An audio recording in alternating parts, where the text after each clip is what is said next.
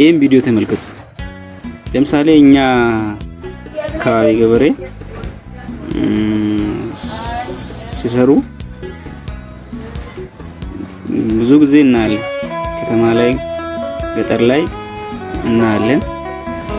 አብዛኛው ጊዜ እኛ አካባቢ አሁን ውሃ አክሴስ ሆኖ ውሃ እየመጣ እንኳን ማሳቸው ሲታይ እንዴ ያስት ሰፊ ግቢ ነው፣ ግን ነገር የለም። ቢኖር እንኳን አንድ በቆሎ ወይ አንድች እንሰቲውን ደጋ ላይ እንቺውን ሆነ ነገር ሰርቶ ብቻ ይተዋል። ግን ከተማ ላይ እንደዚህ ከተማ ላይ አንዳንድ ቦታ ላይ አሁን ስታይ ሰፊ ግቢ ያለው ሰው አንድ ነገር ይሰራል። አንድ ነገር ብቻ በቆሎ። እኛ አካባቢ በተለይ ቆላማ አካባቢዎች ላይ በቆሎ ብቻ ሰርቶ እሷን እየጠበቀ ወይ ሙዝ ብቻ ሰርቶ ወይ አቮካዶ ወይ የሆነ ማንጎ ነገር ሰርቶ እሷን እየጠበቀ ነው። ግን እስቲ ይህን ቪዲዮ የቻይና ገበሬዎች የሰሩትን ቪዲዮን እዩና ኮሜንት አድርጉ። እኛ ገበሬ እንደዚህ ቢሰራ እኛ አርሶ አደር ሳይሆን እንደውም ከተማ ላይ ያለው ሰው አሁን በዚህ ሰዓት 1 ኪሎ ሽንኩርት፣ 1 ሐባብ የሚወስደውን የሆነ ትንሽ የጎመን እስር የሚወስደውን ኮስት እናውቃለን። ግን እስቲ ከቻይና ገበሬዎች እንዴት እንደሚሰሩ ምንም አሁን ገበሬ መቤት ምሰራውን እዩት።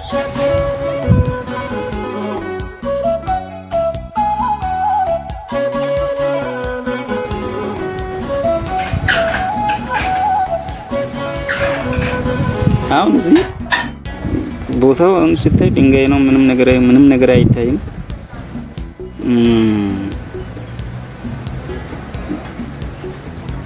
እኛ እንኳን አፈር ሞልቶ እያለ ይሄ ቦታው መበረድ ድንጋይ ነው። ውሃ አክሴስ ሊያገኝ አይችልም፣ አፈር የለውም። ግን በዚህ መልኩ ትንሽ አፈር ይዛ የተወሰነ ማዳበሪያ ተጠቀማ እንዴት እንደሰራቸው ቀጣይ ላይ እናያለን። አሁን ዘሩን እየዘራች ነበር የሆነ የተወሰነ ነገር። እስቲ በደንብ ይሁ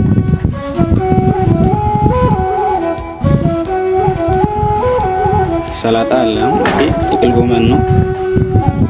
ያቺ አሁን ደረቅ የሆነ ቦታ ላይ መበረድ ነው፣ ድንጋይ ነው። ግን ያቺ ቦታ ላይ እንዴት እንደተጠቀመች በደንብ ይሁ። አሁን እስቲ አሁን ሐባብ አለ፣ ቆስጣ አለ፣ ጥቅል ጎመን አለ።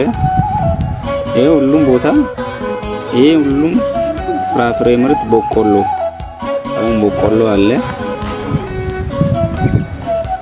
እኛ ምንዘራው ይሄ ነው።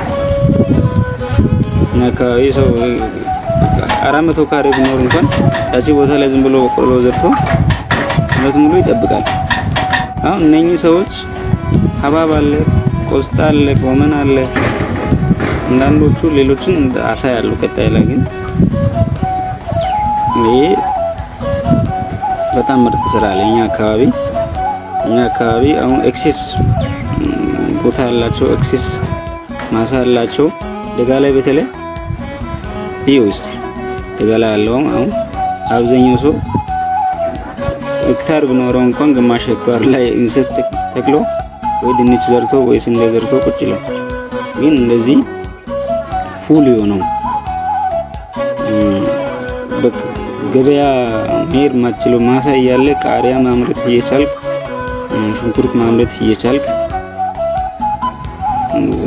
አሁን አብዛኛው ሰው አመት ሙሉ ከገበያ ነው የሚገዛው። ማሳ አለው እንሰት ግማሹን አሁን እንሰት ተክቶ ግማሽ ሄክታር ላይ ሌላ ነገር እንደዚህ ፑል ማድ ሙሉ የሆነው ማድ ለማግኘት እንደዚህ አይነት ነገሮች ቢሰሩ ደስ ይለናል። ለኔ በጣም የተመቸኝ ስለሆነ ነው ያቀረብኩት። በደንብ ይውስጥ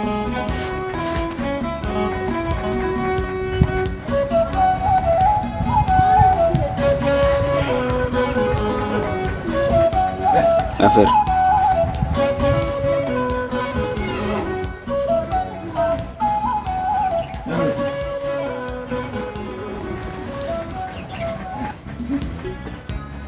በየሲዝኑ እንደዚህ እየቀየሩ ይሰራሉ። እኔ በጣም ስለተመቸኝ ነው። እና አካባቢውን አብዛኛው ቦታ ላይ ሰፊ ማሳ ያላቸው ሰፊ እርሻ ያላቸው ሰፊ ባይሆን እንኳን 400 ካሬ ያለው ሰው ቤት 200 ካሬ ላይ ቤት ቢሰራ 200 ላይ እንደዚህ ቢሰራ አመት ሙሉ ሳይገዛ ሊቆይ ይችላል። ውሃ አለኝ አካባቢ ላይ ውሃ የወንዝ ውሃ እንትን ውሃ ቢጠፋም የወንቧ ውሃ እየተጠቀመን እንደዚህ አይነት ነገሮችን መስራት እንችላለን። ከተመቻችሁ ላይክ አድርጉ፣ ሼር አድርጉ፣ ኮሜንት ቀጣይ ላይ ምን ላይ ልስራ በዚህ መልኩ እነዚህ አይነት ሌሎች ስራ የምለው ኮሜንት አድርጉ። ይመቻችሁ።